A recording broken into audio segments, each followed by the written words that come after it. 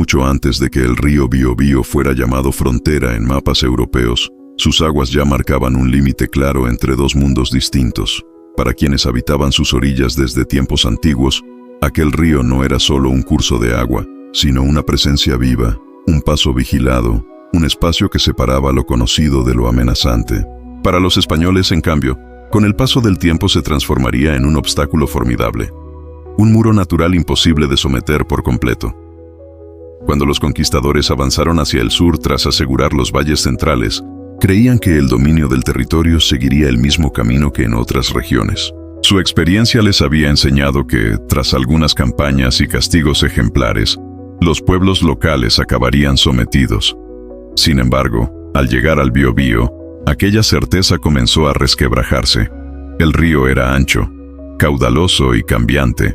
En invierno crecía de forma violenta, desbordando sus márgenes y transformando el terreno en un lodazal difícil de atravesar. En verano, aunque más manso, seguía siendo traicionero, con corrientes profundas y orillas cubiertas de vegetación espesa. Cruzarlo sin conocer sus pasos seguros era una empresa arriesgada, incluso para quienes contaban con caballos y armas de hierro. En ambas riberas vivían comunidades que conocían cada recodo del río, cada vado, cada zona donde el paso era posible o mortal. Ese conocimiento ancestral se convirtió en una ventaja decisiva. Para los pueblos del sur, el Biobío no era una barrera infranqueable, sino una línea de defensa flexible, que podía abrirse o cerrarse según la necesidad. Los primeros intentos españoles por cruzar el río fueron cautelosos. Pequeñas partidas exploraban la zona, levantaban campamentos temporales y buscaban rutas seguras. Pero cada avance encontraba resistencia. Los habitantes del lugar observaban desde la distancia, evitando el combate directo, esperando el momento oportuno. Sabían que el río era su aliado más fiel. Con el tiempo, los españoles comprendieron que no bastaba con cruzar el Biobío. Era necesario mantener el control del territorio más allá del río. Para ello comenzaron a levantar fuertes en puntos estratégicos, buscando asegurar pasos y proteger a las tropas. Aquellas construcciones, hechas de madera y tierra, eran símbolos del intento de dominio, pero también blancos constantes de ataques. La defensa del Biobío no se organizó como una sola campaña, ni bajo un único mando. Fue el resultado de años de enfrentamientos, aprendizaje y adaptación. Cada incursión española reforzaba la convicción de que el río debía seguir siendo una frontera viva, defendida no solo con armas, sino con inteligencia y paciencia. Los ataques se producían cuando el enemigo estaba más vulnerable, durante los cruces, en campamentos mal protegidos, en momentos de crecida del río o cuando las lluvias debilitaban el ánimo de las tropas. No se trataba de grandes batallas campales, sino de una guerra constante de desgaste, donde el territorio era tan importante como los guerreros. Para los españoles, el Biobío comenzó a adquirir un significado inquietante. No era simplemente un río más, sino el punto donde sus avances se detenían una y otra vez. Las noticias de derrotas, emboscadas y fuertes destruidos se acumulaban. El sur se transformó en una región peligrosa, costosa y difícil de controlar.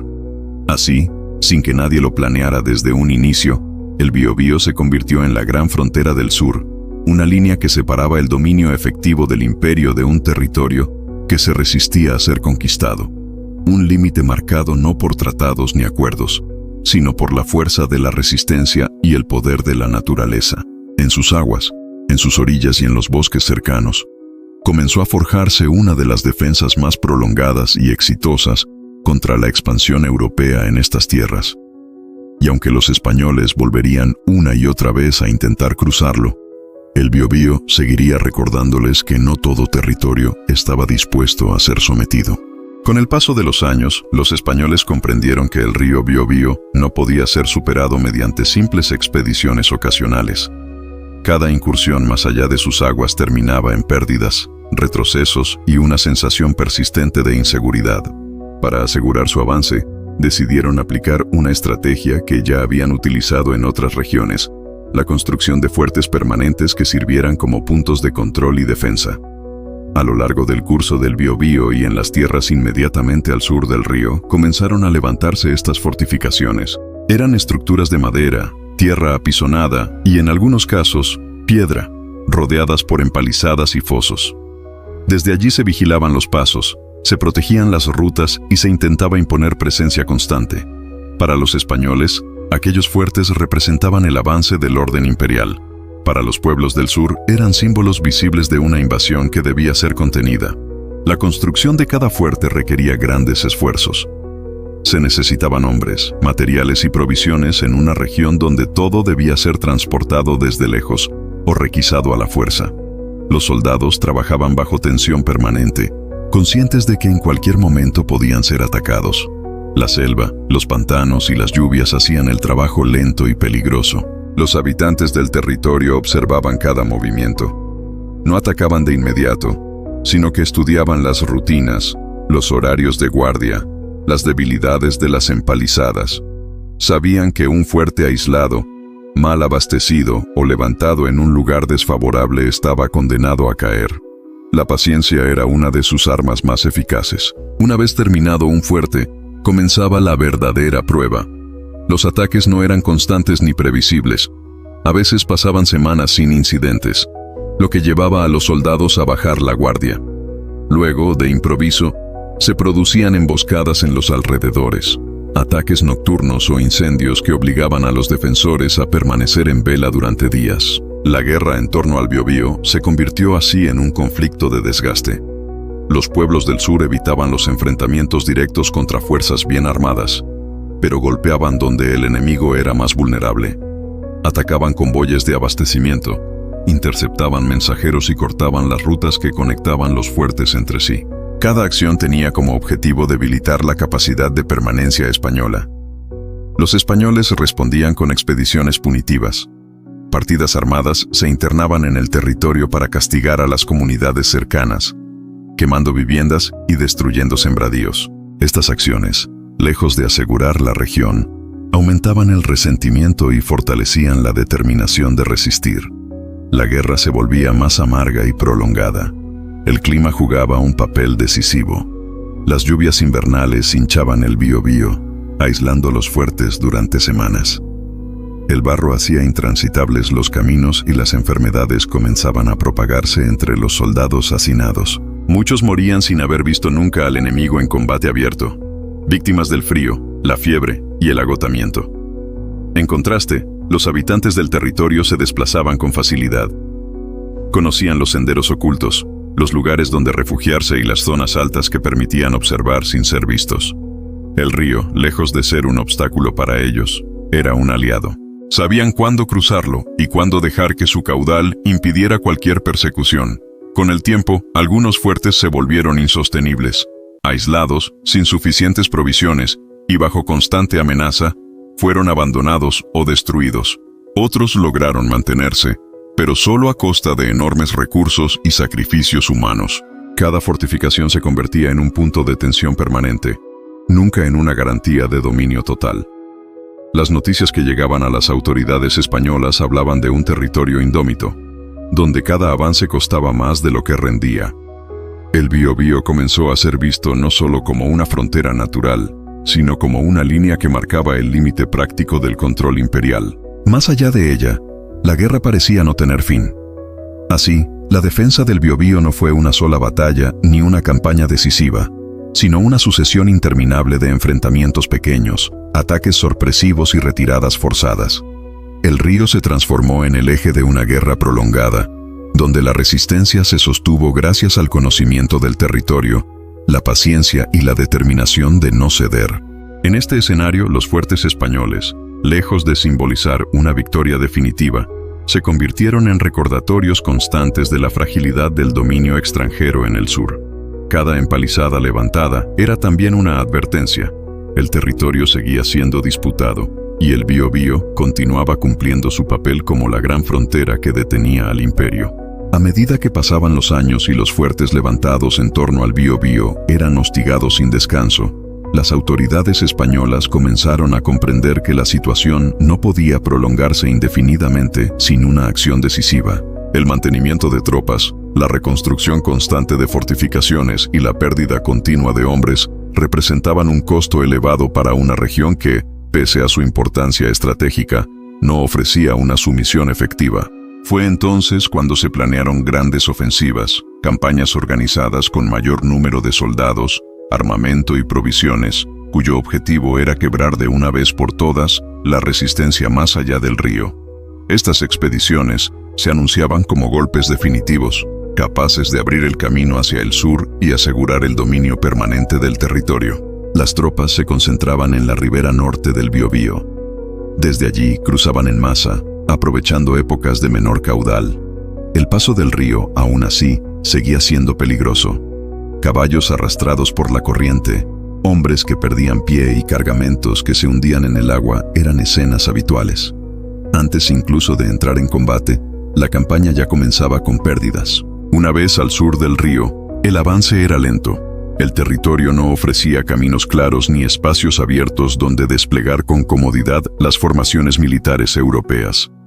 Los bosques cerrados, las quebradas profundas y los terrenos anegados obligaban a marchar en columnas estrechas, vulnerables a ataques desde los flancos. Cada jornada era una prueba de resistencia física y moral. Los pueblos del sur no ofrecían batalla frontal. Observaban, seguían los movimientos de las tropas y aguardaban el momento oportuno. Sabían que enfrentarse directamente a un ejército numeroso era arriesgado, pero también comprendían que el enemigo dependía de sus líneas de abastecimiento y de su capacidad para orientarse en un territorio hostil. Cuando las tropas españolas se internaban demasiado, los ataques comenzaban. Emboscadas repentinas, golpes rápidos y retiradas inmediatas. No se buscaba la destrucción total, sino el desgaste constante. Los soldados, privados de descanso y siempre alerta, comenzaban a cometer errores. El miedo se extendía y la disciplina se resquebrajaba. En más de una ocasión, estas grandes ofensivas terminaron en retirada. Las bajas, el agotamiento y la imposibilidad de asegurar posiciones estables obligaban a los comandantes a ordenar el regreso al norte del Biobío. El río volvía a ser cruzado, esta vez con tropas diezmadas y una sensación amarga de fracaso. Cada campaña fallida reforzaba la idea de que el Biobío no era solo una línea de paso, sino un límite real del avance imperial. Los informes enviados a las autoridades hablaban de un territorio difícil, donde los esfuerzos no se traducían en control efectivo. Se comenzaba a aceptar, aunque con reticencia, que la conquista total del sur no sería rápida ni sencilla. Mientras tanto, los fuertes seguían siendo atacados. Algunos resistían gracias a refuerzos constantes, otros eran destruidos y abandonados. La frontera se movía levemente, avanzando y retrocediendo según las campañas, pero nunca se rompía de forma definitiva. El Biobío permanecía como eje de esa inestabilidad permanente. La guerra también afectaba a las poblaciones del norte del río. Las constantes movilizaciones, los tributos exigidos y la necesidad de sostener la frontera generaban desgaste entre los colonos. Muchos comenzaban a cuestionar el sentido de mantener una guerra interminable en una región que parecía resistirse a toda forma de dominación completa. Con el paso del tiempo, se fue imponiendo una realidad incómoda. El Biobío se había transformado en una frontera de hecho, no establecida por un acuerdo formal, sino por la incapacidad de imponer un dominio más allá de ella sin un costo excesivo. Las campañas podían castigar, destruir y retroceder, pero no consolidar. Así, las grandes ofensivas, concebidas como el golpe final, terminaron confirmando lo contrario. Lejos de abrir el camino hacia el sur, demostraron los límites del poder militar europeo en aquel territorio. El río, apoyado por la resistencia constante y el conocimiento del terreno, seguía cumpliendo su papel como barrera eficaz. En este escenario, la guerra comenzó a adquirir un carácter distinto. Ya no se trataba solo de conquistar, sino de defender lo poco que se podía retener.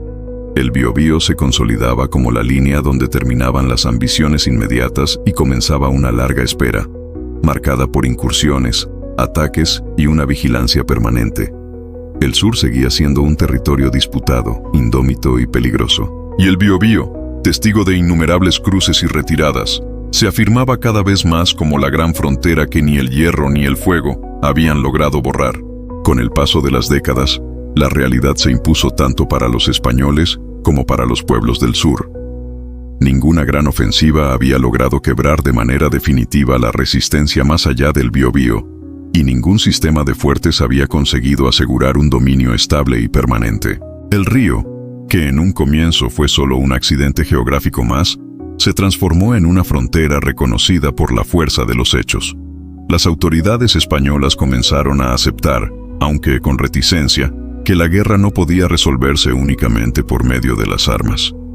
El desgaste era continuo. Hombres, recursos y tiempo se perdían sin que el control efectivo avanzara.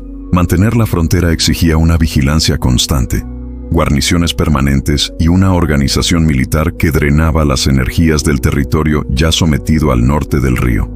Así, el Biobío dejó de ser solo una línea de paso y pasó a convertirse en un límite estratégico, defendido tanto por la naturaleza como por la resistencia humana. Al norte, se consolidaban las ciudades y el orden impuesto. Al sur, persistía un territorio que no se dejaba dominar, donde cada incursión debía pagarse con sangre y sacrificio. Con el tiempo, la guerra adoptó nuevas formas. Ya no se buscaba una conquista total e inmediata, sino el control de la frontera. Se organizaron guarniciones estables, se establecieron turnos de vigilancia y se reforzaron los puntos clave del río. El objetivo pasó a ser impedir grandes incursiones desde el sur y proteger las poblaciones del norte, más que avanzar definitivamente. Los habitantes del territorio, por su parte, continuaron defendiendo su espacio con la misma lógica que los había sostenido desde el inicio. No se trataba de expulsar al enemigo de una vez, sino de impedir que se asentara con seguridad. El Biobío seguía siendo cruzado, pero nunca dominado. Cada cruce implicaba riesgo, cada permanencia era temporal. Este equilibrio inestable dio origen a una frontera viva, en constante tensión. No era una línea fija trazada en un mapa, sino un espacio cambiante, marcado por ataques, negociaciones, treguas frágiles y nuevas rupturas. Durante largos periodos, el río separó dos mundos que se observaban con recelo, conscientes de que la guerra podía reanudarse en cualquier momento. Con el paso de los años, el Biobío se convirtió en referencia obligada para cronistas, soldados y autoridades. Se hablaba de él como del confín del dominio efectivo, como el lugar donde el poder del imperio encontraba su límite. No por falta de voluntad, sino por la combinación de un territorio difícil y una resistencia persistente que nunca fue completamente sometida. La importancia del río trascendió lo militar. Se transformó en un símbolo. Para los españoles, era el recordatorio constante de que su poder no era absoluto. Para los pueblos del sur, era una línea defendida con esfuerzo y sacrificio, una barrera que protegía su forma de vida frente a la invasión. A lo largo de generaciones, el Biobío mantuvo ese carácter fronterizo. Nuevas campañas, nuevos gobernadores y nuevas estrategias no lograron alterar de manera definitiva esa realidad. El río seguía allí, separando, conteniendo, marcando el ritmo de una guerra que parecía no tener final claro. La defensa del Biobío no fue obra de una sola batalla ni de un solo líder. Fue el resultado de una resistencia prolongada, construida día a día, ataque tras ataque, retirada tras retirada. Fue una guerra de paciencia, de conocimiento del territorio y de adaptación constante frente a un enemigo poderoso. Cuando se observa la historia con distancia, queda claro que el Biobío fue uno de los mayores frenos a la expansión imperial en estas tierras. Su papel como frontera natural y humana condicionó toda la historia posterior del sur, influyendo en decisiones políticas, militares y económicas durante siglos. Así concluye esta historia. No con una victoria definitiva ni con una derrota absoluta, sino con la permanencia de una frontera que el tiempo no pudo borrar. El Biobío, con su caudal incesante, siguió marcando el límite entre dos realidades enfrentadas, testigo silencioso de una de las defensas más prolongadas y efectivas del continente.